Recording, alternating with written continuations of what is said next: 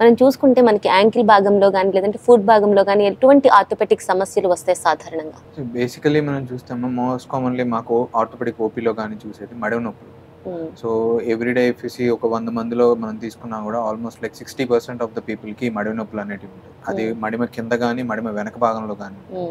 కామన్గా మనం అనుకునేది అంటే మన వాడకం వల్ల, ఎక్కువగా వాడటం వలన, లేకపోతే మనం చెప్పులు సరిగా వేసుకోకపోవటం వలన వస్తుంది అని common notion.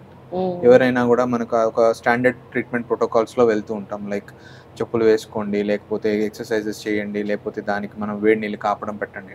But there is an internal, మనకు లోపల నుంచి కూడా కొన్ని దానికి ఉంటాయి. ఎందుకంటే 100 మందిలో 40% మందికే వస్తుంది. రిమైనింగ్ 60% మందిలో అది మనం చూడట్లేదు. ఎందుకు? ఆ విధంగా మనం ఎప్పుడైతే ఆలోచించి చూస్తామో వాళ్ళ బోన్ ఆర్కిటెక్చర్, అంటే ఫుట్లో ఉన్న వాళ్ళ బోన్ ఆర్కిటెక్చరే కొంతవరకు అబ్నార్మల్గా ఉంటుంది. ఆ అబ్నార్మల్ మీద ఎప్పుడైతే ఎక్సెస్ స్ట్రెస్ అనేది మనం యాడ్ చేస్తున్నామో దానికి ఇది రియాక్షనరీ మెకానిజం. సో ఎప్పుడైతే మనం ఆ మెయిన్ దాన్ని మనం అటాక్ చేయగలిగితే అది తగ్గుతుంది. సో అది వదిలేసి దాని చుట్టూ మనం మందులు వాడటం ఇవన్నీ కూడా పెద్ద ఉపయోగకరంగా ఉంది. It's a purely mechanical issue. ఆ మెకానికల్ ప్రాబ్లం మనం రెక్టిఫై చేసుకుంటే సరిపోతుంది. సో మనం దాంట్లో ఇంకా డీప్గా వెళ్ళగలిగితే ఏంటంటే కొంతమంది పాదం ఫ్లాట్గా ఉంటుంది, కొంతమందికి ఏమో ఆర్చ్ ఎక్కువగా ఉంటుంది. అంటే మనం మామూలుగా పాదాలు గ్యాప్ ఉంటుంది.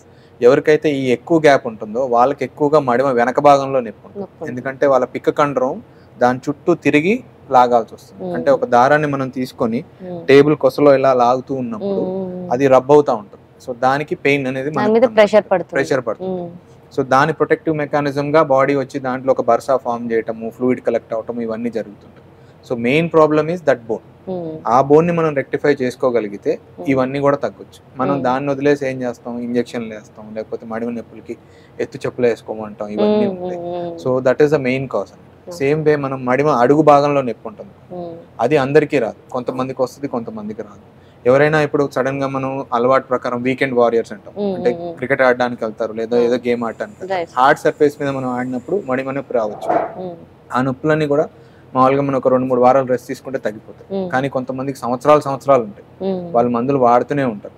బట్ కారణం ఏంటి అనేది వెతకరు. కారణం ఏంటి అని అంటే వాళ్ళ ముందు భాగం, వాళ్ళ గోరు, పెద్దనవేలు గోరు చూస్తే నించున్నప్పుడు ఇలా తిరిగి ఉంటుంది. సో వాళ్ళు ఎప్పుడైతే అడుగు కింద పెడతారో ఈ స్ట్రెచ్ వల్ల, ఈ పక్కకు జరగటం వలన దీని మీద ఎక్కువ లోడ్ వచ్చి ఈ భాగంలో నొప్పి స్టార్ట్ అవుతుంది. సో జస్ట్ దీన్ని మనం రెక్టిఫై చేసుకోగలిగితే ఈ నొప్పి అనేది పోతుంది. అది వదిలేసి మనం ఇంజక్షన్లని ఇంకా ఏవో తిరుగుతూ ఉంటాం. So these are simple things. Actually ఏంటంటే ఆ మనిషిలో ఉన్న చిన్న మెకానికల్ అలైన్మెంట్ డిస్టర్బెన్స్ వల్ల ఇవన్నీ వస్తాయి. అవి రెక్టిఫై చేసుకోగలిగితే ఇవి తగ్గుతాయి. But most of the times ఏంటంటే ద అదర్ వే ట్రీట్మెంటే ఉంటుంది. అంటే వన్ వర్డ్ లో చెప్పాలంటే వీఆర్ విక్టిమైజింగ్ ద విక్టిమ్. అక్కడ ఆ ఫేషియా విక్టిమ్, ఇక్కడ ఈ టెండన్ విక్టిమ్.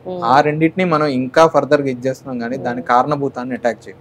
ఎప్పుడైతే ఆ కారణభూతాన్ని మనం అటాక్ చేయగలుగుతామో వీటికి సొల్యూషన్ దొరుకుతుంది.